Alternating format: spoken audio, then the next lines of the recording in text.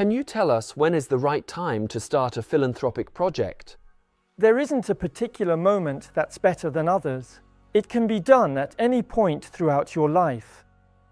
However, we are seeing that families increasingly want to give meaning to their actions, with a sense of responsibility and a desire to work towards a better world, in a way giving back to society what it has given them through their family's success.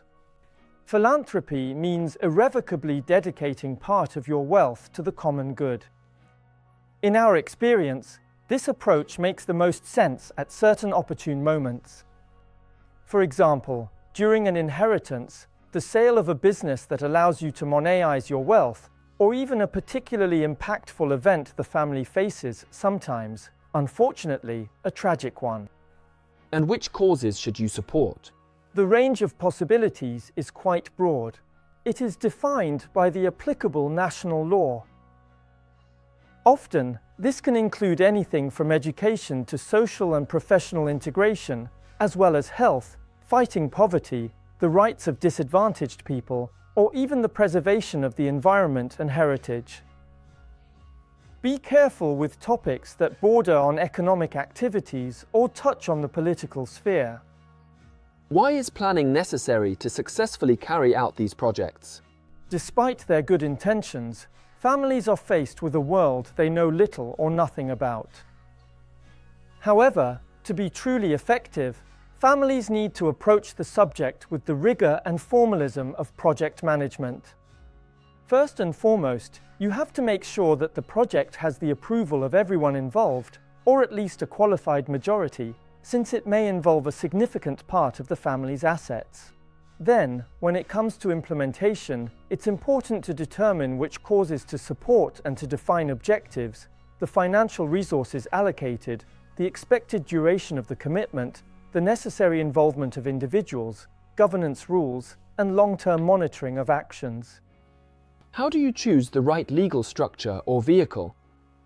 Often, due to family ties, the chosen vehicle will be set up in the family's home country, although there can be exceptions. Traditionally, and if we set aside specialized foundations such as those linked to universities or hospitals, the standard national vehicle is the foundation recognized as being of public utility. It is usually subject to approval by the authorities and to relatively strict rules regarding operation, governance, and oversight. Depending on the situation and the country, other lighter solutions may be relevant. For example, the sheltered foundation, also known as a sub-foundation, which is placed under the authority of a public utility foundation known as the sheltering foundation. Even more flexible, in some jurisdictions, solutions such as the French Endowment Fund allow for the creation of more adaptable philanthropic vehicles. What about shareholder foundations or private foundations that we often hear about? These are two very different things. A so-called shareholder foundation is a foundation to which a significant stake in one or more companies is donated or bequeathed, with the intention that the foundation will hold this asset over the long term and benefit from dividend distributions to carry out its philanthropic activities. This is quite common, and there are some very well-known examples, such as Novo Nordisk, Carlsberg, or Pierre Fabre, for instance, as well as André Locke in Luxembourg. On the other hand, a private foundation is a hybrid vehicle, sitting at the crossroads between a philanthropic entity and a family investment vehicle.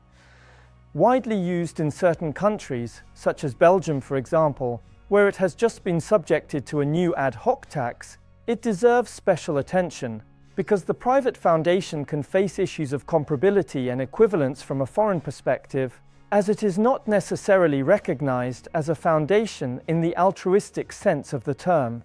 Why can carrying out philanthropic projects internationally be complex?